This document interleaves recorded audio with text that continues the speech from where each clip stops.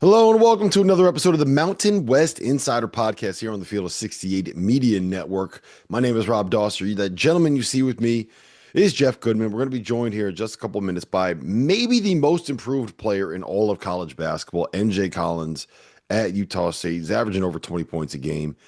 He never averaged more than 7.5 points per game before he got to Utah State. We're going to get to the bottom of what's happened in Maybe it's like the water in Logan, Utah. Did you ever think of that? I think it's just the thin air. That's what it is. I have a theory because I'm going to give you a stat. I'm not going to ruin the stat. I'm going to save the stat for when we get to the interview, but I got a wild stat about MJ Collins and Utah State, who looks like, I would say, probably the best team in this conference this year. But I will say, you got to give some credit to Boise State. After Huge. starting off the year rough, they picked up a really, really big win against St. Mary's that is going to look really good for them moving forward. That's the kind of win that they needed to put themselves in a position to be in the conversation for an at-large bid when it comes to Selection Sunday. Yeah, I mean, you look at some of the numbers, and again, Boise right now 37 in the net. Utah State 29 in the net. Wyoming, the surprise right now 53. And for those that don't know, the net is kind of the newish metric that a lot of the NCAA committee members really rely heavily on when they're in the room. Colorado State has been good, and they're 54. New Mexico 62. Then the biggest disappointment, frankly, is San Diego State. They're at 84. Listen, I'd be shocked if Dutch doesn't have this team competing for the Mountain West title. The question is, again, what do they need to do? What do they need to do? Do they need to win the Mountain West regular season title to get an automatic berth? You Well, can the make up a hard thing lot for of them right ground. now, the hard thing for San Diego State is you got picked off by Troy in that crazy double overtime game, right? And that's something that will probably end up lingering. And then the big wins that you did get, like Oregon kind of fell off the face of the earth, which is not going to help you. And when scoring differential matters, just running into the buzzsaw that was Michigan when they were playing their best basketball is going to be tough. So they got one coming up here against Arizona on Saturday. That I Huge, mean, look, huge. they're the number one team in the country. You win that game, and it is significant. It's not going to be easy to do, but would you be? I think it would not be the least surprising thing in the world if San Diego State found a way to be able to make that thing competitive at the very least. Yeah, the only problem is, it's not in. If it were at the VA house, I would say, okay, you know what? They got a good shot. And luckily, it's not Mhm. at McHale. It's in Phoenix, but it's still it's going to be tough for them to win that one. But again, that's one that I think Dutch knows they need to at least play well. Yep. Like to me, that's the key. Even if you don't win that game, get some momentum, start feeling good going into the holidays.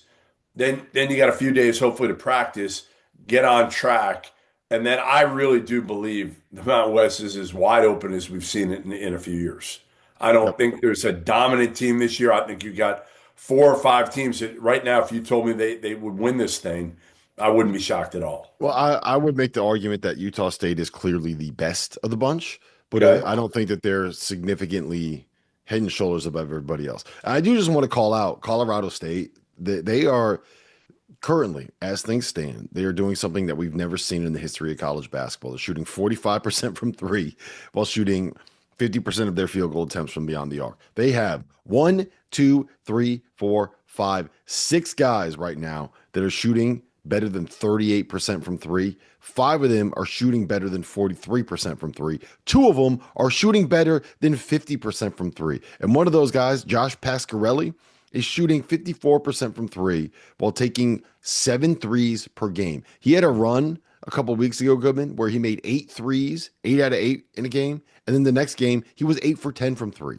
This is Yeah. what they are doing shooting the ball is ridiculous. It's almost like the guy that's coaching that team hit one of the most famous 3-point shots in the history of college basketball.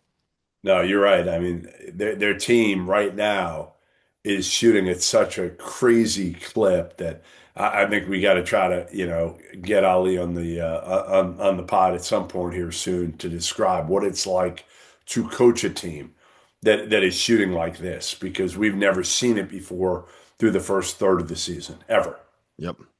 All right, let's get into that interview. MJ Collins, one of the breakout stars in college basketball. It's not often that you see a guy break out like this heading into his senior season in college. We're going to ask MJ what happened, how it happened, and how he turned into one of the best shooters in college basketball this season. And now let me welcome on to the Mountain West Insider Podcast, one of the most improved players in college basketball and one of the breakout stars in the sport, MJ Collins, averaging better than 20 points a game this season and shooting 49% from three. MJ, that's where I want to start, man.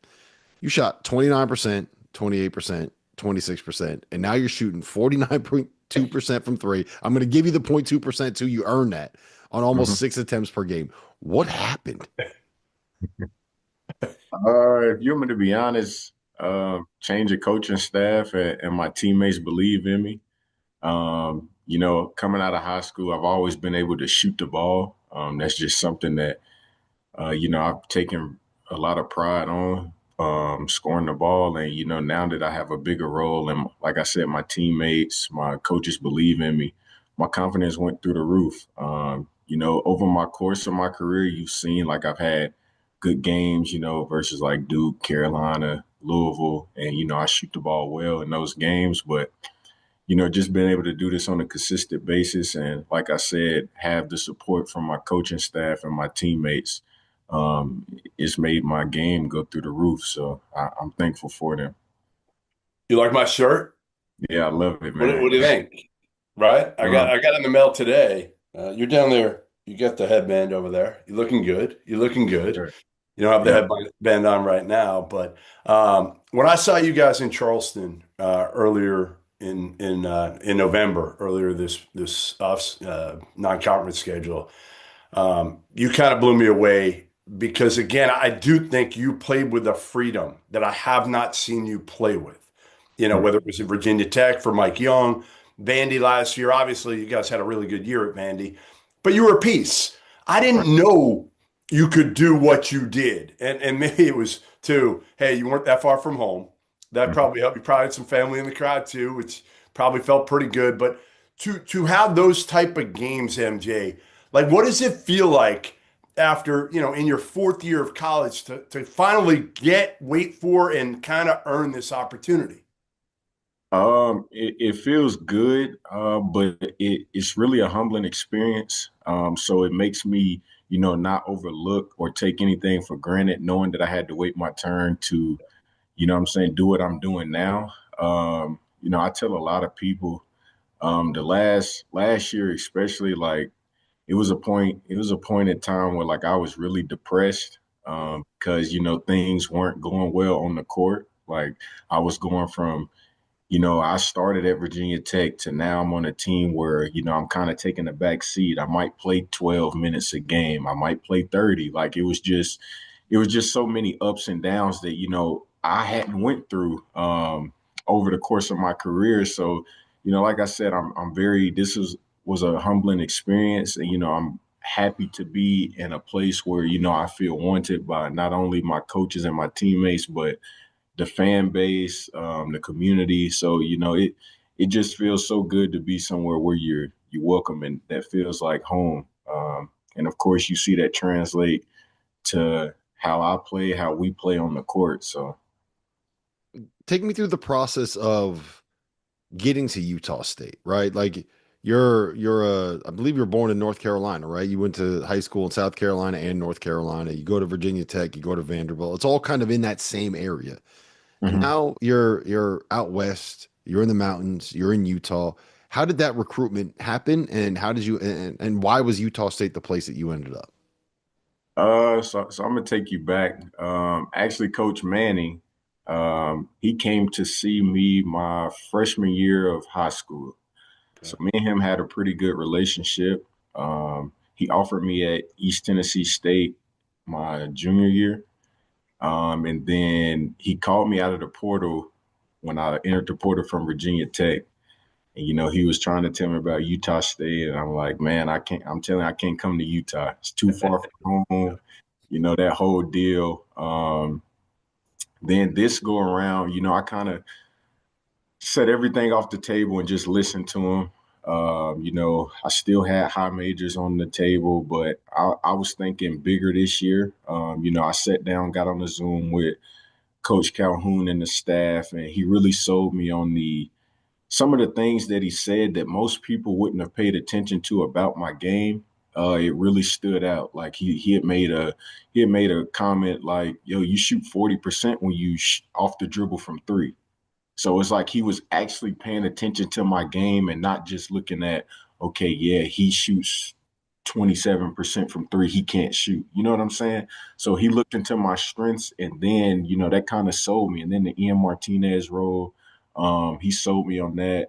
Kind of our careers, we had similar stats, and he had a breakout year last year, and that's kind of the role that he was wanting me to step into this year.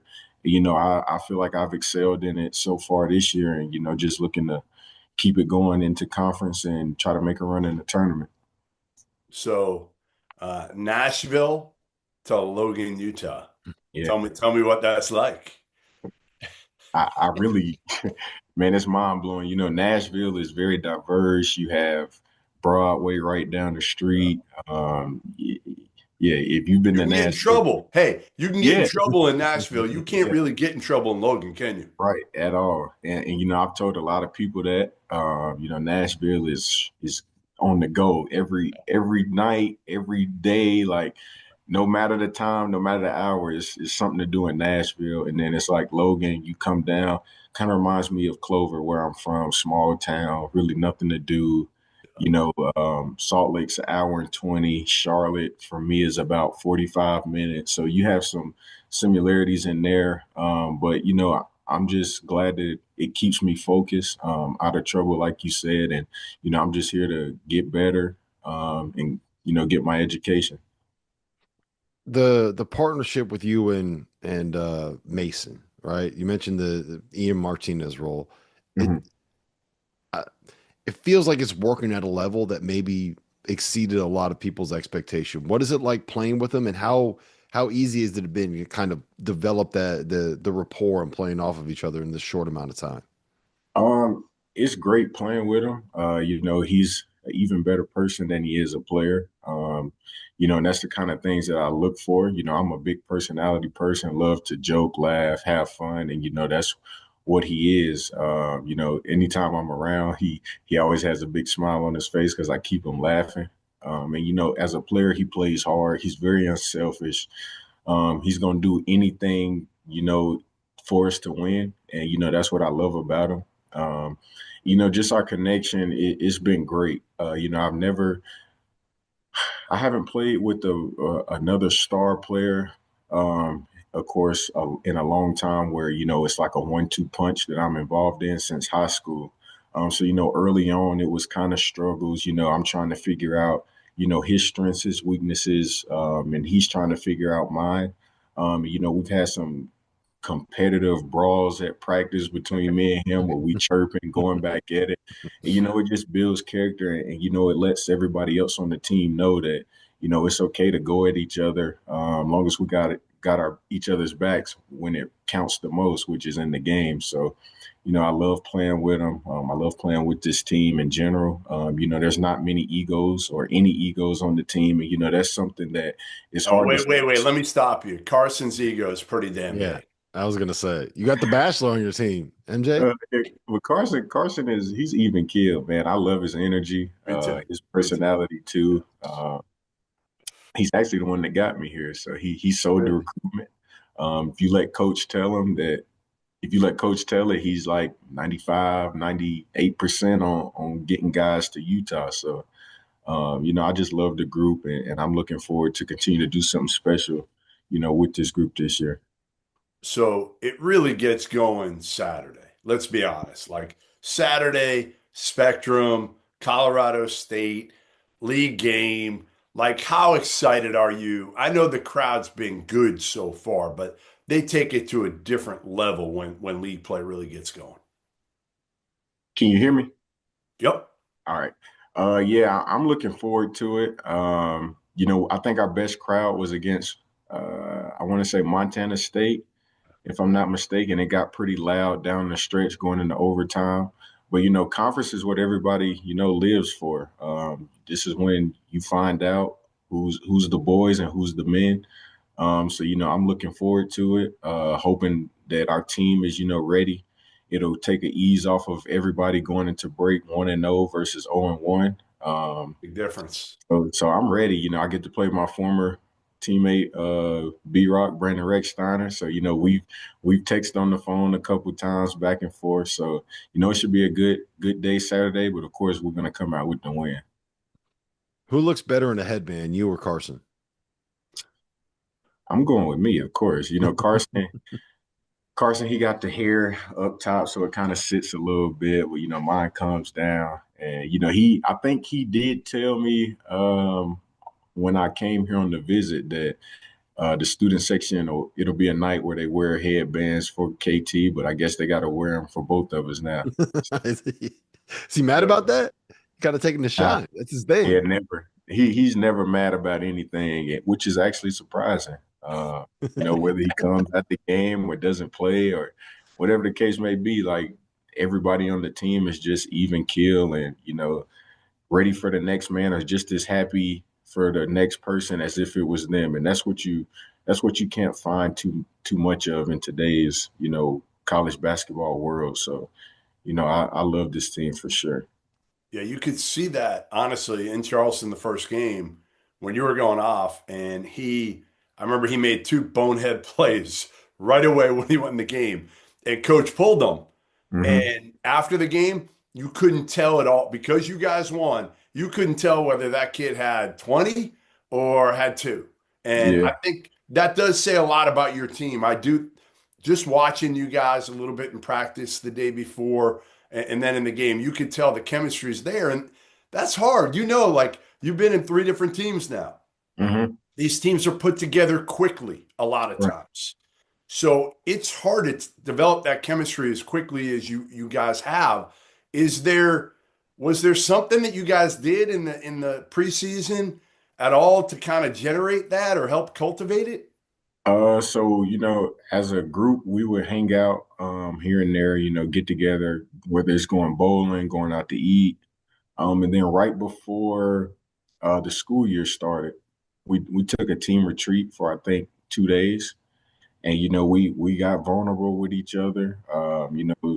And when you telling stories like that about your life and all type of different things like that, everybody gets to see where you come from, your background, and it makes everybody care much more for each other because like, dang, this person might have had a rough life, or maybe you look at it and see, dang, I have it easy or I have it good. You know what I'm saying? So it when you share tears with each other and you just in that other person's shoes for a day or for 30 minutes and you just telling stories or whatnot, it makes everything much more tighter. And that's what I feel like that retreat did for us. We also done a lot of team building activities on the retreat, using communication and things of that such to kind of make us much more closer. And you can What definitely tell that it's worked. what what team building activity was Mason awful at? Was there Uh, something like a paintball or something like that? Was there something that he was just awful at? no, not really. So me and Mason were on the same team during the activities, and I know one of them was like everybody has a blindfold on, Okay. and you're paired up. Of course, one partner has a blindfold on, the other one doesn't, and you're trying to protect that person with the blindfold on. He has to listen to your voice of direction, and everybody else is trying to throw balls at you. You know what I'm saying? And you're trying to avoid not getting hit by listening to your partner's voice. So things like that. Just of course, like I said, building communication, trust. And I mean, as you would probably assume, me and Mason won. So that's always good. All right. This is the last thing I got for you, MJ. What's the one thing that has to happen for you guys here? I don't want the cliches, right? We got to stick together. We got to play defense. What's the one thing that has to happen for this group to be able to look up in March and call yourselves Mountain West Conference champions? Uh, we got to practice better. Our practice habits are terrible. We're inconsistent. I would say, like, for sure, and it also starts with me. Practice. Sometimes us as a group is just like, man, we get bored, or rather, our mind goes somewhere else. In those 2 hours, 2.5 hours that we in practice, we should be locked in, because we're only there for maybe 3.5 hours out the day, including lift, film, practice. So, we have nothing else to do. So, we should be locked in those 3.5 hours. And then starting with our guards, we got to defend better, of course, starting with me. I know that might not be the answer you want to hear, but it's the truth. With guys like me, Mason, Drake, Kobe, like, we have to be able to disrupt and make it hard for the opposing team's guards to keep pressure off our bigs, of course. We kind of play like a matchup zone. Some Hmm. teams just truly don't understand the concepts of it. And when it starts with us guards up top, we should cause havoc every night, and we should really be blowing teams out. But because I'm giving up 14 to 18 a night, while also getting 20, it's kind of a wash. So I got to be better in that aspect of it. My coaches have been on me, of course. My dad been on me. So I just got to take responsibility upon myself to make sure that I'm setting an example for the rest of the team in that aspect. And of course, everything else to take care of itself. We score the ball pretty well. We move it. We got to limit turnovers for sure, because as you know, conference play, March Madness, the game slows down. So less possession. So if we turn it over a lot, then we missing out on opportunities, and giving other team more opportunities. So I would say those three things. If we handle those things now, um, we should hold the trophy up and make a run in the tournament for sure. Last one I got for you, and then we'll let you go. You mentioned vulnerability earlier with Mhm. all you guys. Give me something people don't know about you, MJ. Give me something. I don't need you to be like super vulnerable here if you don't want to, but give me something that maybe even the fans in Logan don't know about you. Um, so start of my freshman year, my brother, really my cousin, he passed away. He got murdered like 5 minutes from where I used to live.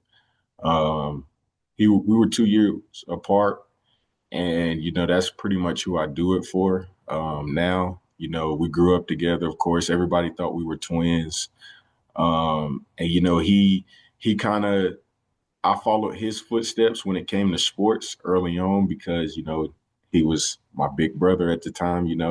So, I would always play up just to play with him, even if I'm not playing. And one of those things, he started losing love for the game. So he would always come support me. Like every game, he was there if he could make it.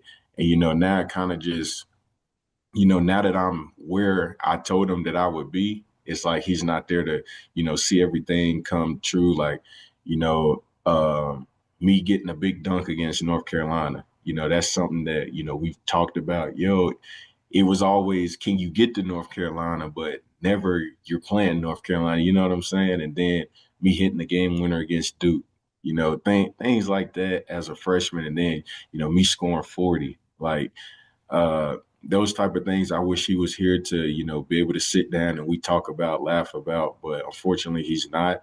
Every now and then I'll still text his phone and let him know, like, yo, I just scored 40 this week, or, I won National Player of the Week. But, not too many people really know the true story of what happened. I still don't think I truly do because it's a lot of missing pieces out there. But that's probably as far as I'll go on that aspect of it.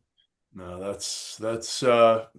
that's certainly, sad, but kind of cool that, again, you honor them, you think about them, you text them. Hmm. That's pretty cool that you still kind of keep them close to you and again, do it. It sounds like you do a lot for him. Hmm. You're doing it. You're thinking of him as you're doing what you're doing at Utah State, which is again something that I know you've kind of waited for your turn, and Hmm. uh, MJ Collins, good having you on here, man.